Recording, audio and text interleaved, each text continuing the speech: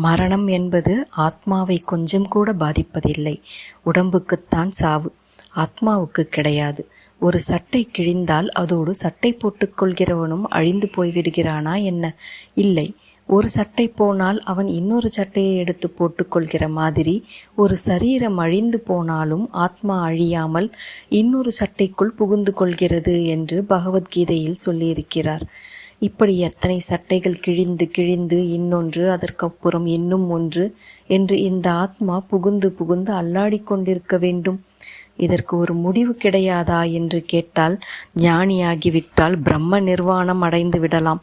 என்னிடமே பக்தி பண்ணி கொண்டிருந்தால் என்னை நினைத்து கொண்டே உயிரை விட்டால் கூட போதும்.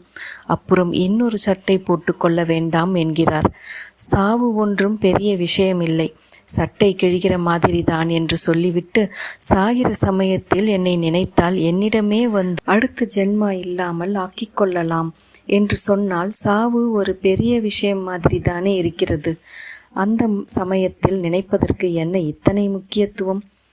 ஆத்மா என்ற மாறாத சத்தியத்தின் நிலையிலிருந்து பார்க்கிற போது சரீரமும் சாவும் துச்சம்தான், அவை ஒன்றுமே இல்லை. ஆனால் நாம் மாறாத ஆத்மா என்பதை தெரிந்து கொள்ளாதவர்களாகத்தானே இருக்கிறோம். நமக்கு தெரிந்தது மாற்றிக்கொண்டே இருக்கிற இந்த மனசும் மாறிக்கொண்டே இருக்கிற இந்த பிரபஞ்சமும் தானே.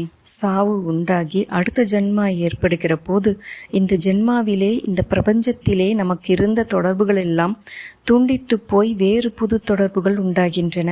இதே இடத்தில் இதே குடும்பத்தில் நாம் மறுபடியும் பிறந்தால் கூட நமக்கு அது தெரிய போவதில்லை.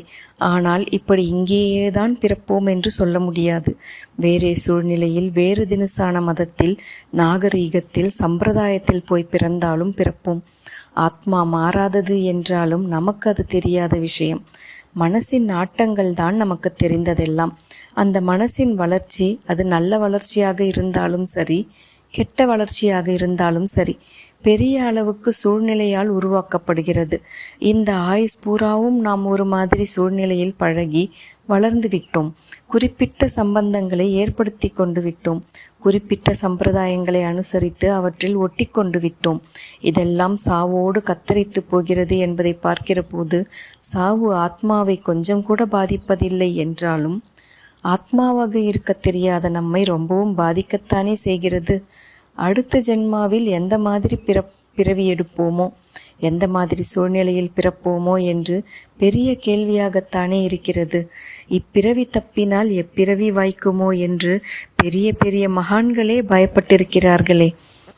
இதனால் பகவான் ஒரு ஜீவனுடைய தொடர்புகள் அடியோடு மாற இருக்கிற அந்த மரண சமயத்தில், ஐயோ பாவம், இந்த ஜீவன் மறுபடியும் ஜன்மா இல்லாமல் பண்ணிக்கொள்ளாமலேயே உயிரை விடுகிறது. இப்பொழுதும் முழுக்க வேறு தினசான சூழ்நிலையில் பிறந்து அடியை பிடிடா பாரதப்பட்டா என்று ஆத்மவிருத்திக்கான காரியத்தை இது ஆரம்பித்தாக வேண்டும். இந்த ஜன்மாவின் கர்மாதான் அடுத்த ஜன்மாவிலும் துரத்தி கொண்டு வரும் என்பது வாஸ்தவமானாலும் அடுத்த ஜன்மாவில் சூழ்நிலை வேறுதானே. அதிலே இது பழைய கர்மாவை கழித்து கொண்டு மேலே போகுமா அல்லது இன்னும் கெட்ட கர்மாவை பண்ணி வீணாகுமோ என்று பரம கருணையோடு நினைப்பான் போலிருக்கிறது. இப்படி பகவானே இறக்கப்பட்டுத்தான் ரொம்பவும் பெரிய மனசோடு, சரி இந்த சாகிற சமயத்தில் இது நம்மை நினைத்து விடட்டும், அது போதும், இதற்கு மறுபடியும் ஜென்மா இல்லாமல் நாமே எடுத்து கொண்டு விடலாம் என்று பெரிய கன்செஷன் கொடுத்திருக்கிறான் என்று தோன்றுகிறது. இப்படி நமக்கு கடைசியில் பகவத் ஸ்மரணம் வருமா என்று நிச்சயப்படுத்திக் கொள்வதற்கு ஒரு பரீட்சை வைத்து கொள்ளலாம். அதாவது, அன்றன்றைக்கும் நாம் தூங்குகிறோம் அல்லவா, இதையும் ஒரு சாவு மாதிரி என்றுதான் சாஸ்திரங்களில் சொல்லியிருக்கிறது.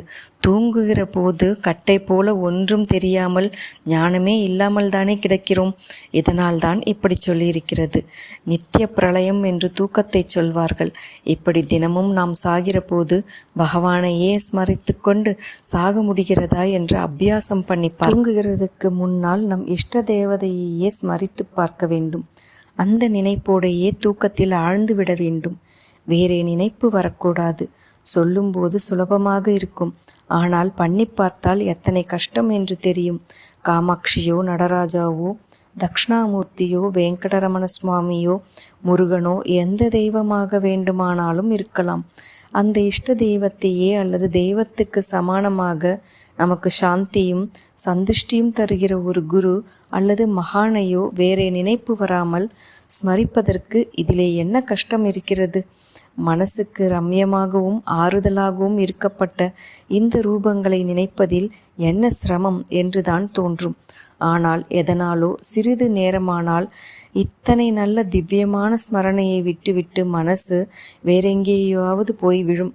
அப்படியே கண்ணை அசத்தி தூக்கத்தில் கொண்டு போய் விட்டுவிடும். இப்படி ஏமாறாமல் பழக்கி கொண்டால் சாகிற சமயத்திலும் பகவானை விடாமல் நினைக்க முடியும் என்ற நிச்சயத்தை பெறலாம். எல்லாம் அபியாசத்தில் விடாமுயற்சியில்தான் இருக்கிறது. நம்முடைய ஸ்ரத்தையை பொறுத்து பரமாத்மாவே கை கொடுப்பார்.